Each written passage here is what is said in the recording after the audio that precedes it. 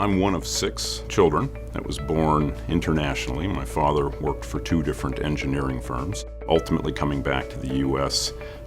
During high school years, and that was just outside of the Boston area, and then ended up at Purdue University. After college, I was fortunate to have been selected by GTE Corporation that had a management training program. And so I had 3 different assignments over an 18-month period before then being ultimately placed in the Bay Area. I was made aware of an opportunity to join this new division, GTE MobileNet. We were just starting it up in 1983. I've been in wireless ever since. Over the course of that next 2 years, we built the network, and we're very proud to be the first providers of cellular telephone service in the greater Bay Area. I was running GTE's Pacific region when, on October 17th of 1989, was when the San Francisco Giants were playing the Oakland Athletics in the World Series. And at 5:04, for those people that were actually watching the game, the Loma Prieta earthquake hit. We immediately knew that this was a big earthquake. It lasted for quite a while. And there were some AM broadcast towers that were in the vicinity of our building, and the tops of those towers had collapsed. Went right back to our headquarters in which our Bay Area switch was located. LED indicators on the switch that tells you how many of your channels were in use on any one of the various different cell sites that we had in the Bay Area, and they were all lit up. That reinforced for me that what had been an exciting industry was made that much more exciting because it was changing the way we lived our lives. It's what led me to ultimately accept a position in building out rural America.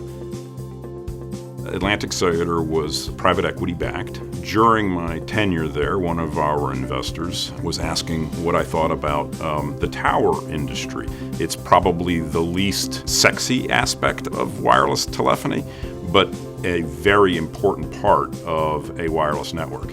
That investor and another investor asked whether or not I'd like to join the beginnings of what became Crown Castle. I was recruited to join as Chief Operating Officer of the U.S. operation to then grow that business through working with wireless carriers to help them create a more efficient balance sheet. There was no need for them to be building duplicative towers.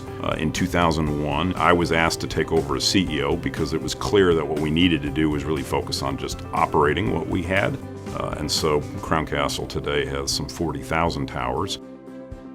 You can't have the kind of wireless services that we all want as subscribers without the requisite infrastructure built.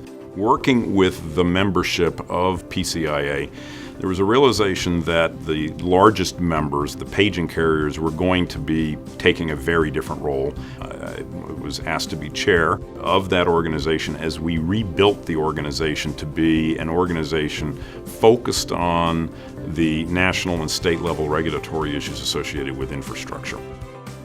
In my free time, there are 2 things I like to do.